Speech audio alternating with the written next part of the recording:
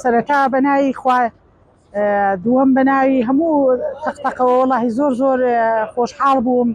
یعنی زۆر یعنی هیچ کەسێک درێغی نەکرد، هەر کەسە یعنی ئەگە بەقەدەر یعنی هەزار دینارێکیش بوو بیکەم تەرخەم نەبووینەوە و ئەگە دێنیزە چیژ لە سەبان هەرە لە نەخوارێ بە ملیۆنان دێنیزمان هەیە و سوپاسی هەموو خەرچی تەقتەقی بە شەرەفەکەم لەو کۆمەک و ماندی بوونەوە هەیە 7 ڕۆژە لێرانە هەموو ئیشی خۆی تەرخان کردێ لێرە دانیشتەوە و هیوادارم سڵاو ڕێزم هەیە لەو هەموو کورد و کوردستان و لەو هەموو کۆبانیش باش بوون، هەموو چین و توێژینەکان زۆر باش بوو. سوپاسی هەموو لایەکەکەم، سوپاسی هەموو کوردەکی بە شەرەفەکەم لە هەر چار پارچەی کوردستان ئەگە بە 1000 دیناریش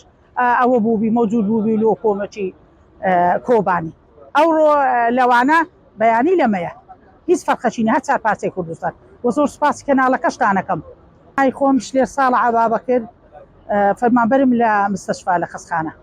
لە کۆتایی ئەم کەمپینە دەستخۆشی لە تەواوی خەڵکی تەقتەق بکەم کە بەسەر و سامانی خۆیان هاوکار و پشتیوانی برانیان لە ڕۆژاوا کرد و دڵنیا بنەوە ئەو پشتیوانیانەی خەڵکی تەقتەق و خەڵکی کوردستان و ئەو کوردە بە شەرەفانە بوون کە نیانێژ ڕۆژاوا بکەوێ. ئەم شانەی برایەتی و دڵسۆزیە لە ناو کووردا بەڕاستی جێی دڵخۆشیە کە هەستی نەتەوایەتی بەرامبەر دوژمنان کە یەکگرتو و یەکدەنگ و یەک ڕەنگ بوو و من دەمەوێت هەر لێرەشەوە دەستخۆشی لەم لیژنەیە بکەین کە لەم کەمپینە بەشدار بوون. بەڕاستی ئەم 9 ڕۆژە کە لە ڕۆژی شەمووی ڕابردوو دەستمان پێکردو بۆ ئەمڕۆ کە شەموو کۆتاییمان پێێنا کۆمەکێکی باشیان کۆ کردەوە. ئێستا هەموو سیارەکانش خۆبەخشانە ئەو مەوادەی کە کۆکراوەتەوە دەگەێنە شوێنی خۆی. ئارد 15 تەن ئاردمان واتەوە، برنج 5 تەن و 775 کیلۆ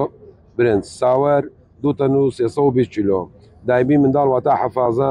2800 پارچە، جلوبەرگی منداڵان گەورە و منداڵان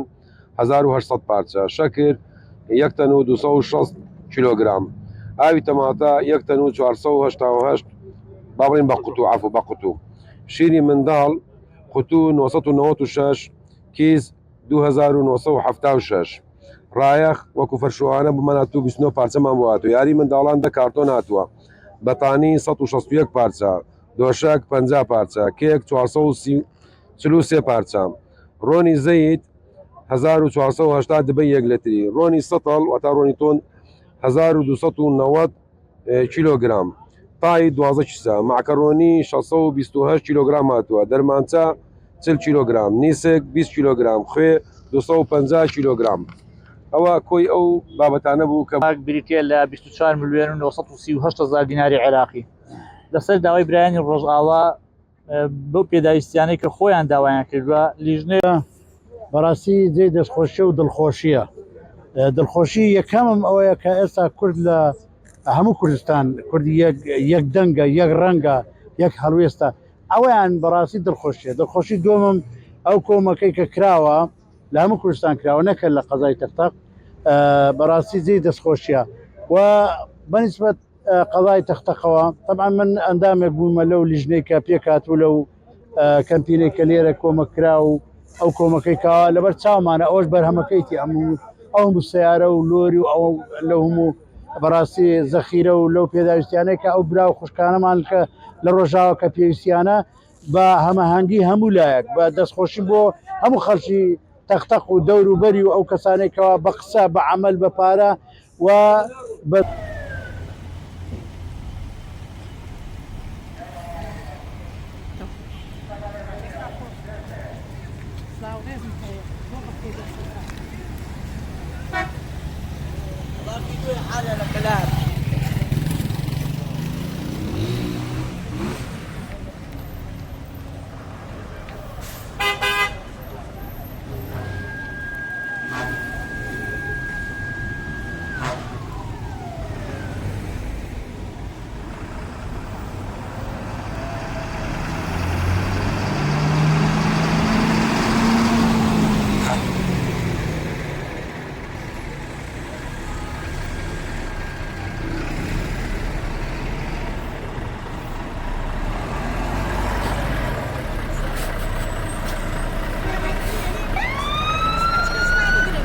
Right.